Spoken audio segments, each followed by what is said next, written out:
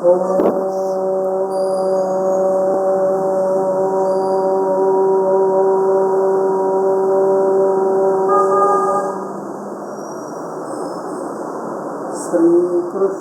పరబ్రహ్మణే నమః.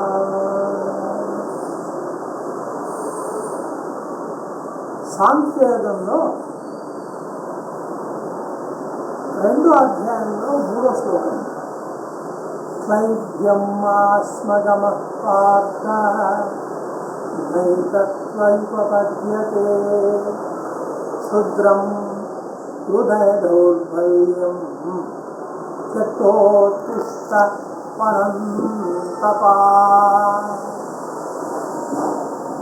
నీకు పిరికితనము ఆవహించినది, దానిని వదిలే. హృదయ దౌర్బల్యాన్ని వీడి యుద్ధము చేయి అని భగవానుడు అర్జునుడికి సెలవిచ్చాడు. నారాయణుడు నరుడికి సెలవిచ్చాడు. అంటే మీరు కూడా మీ స్థానాలలో ఆలోచన చేయండి.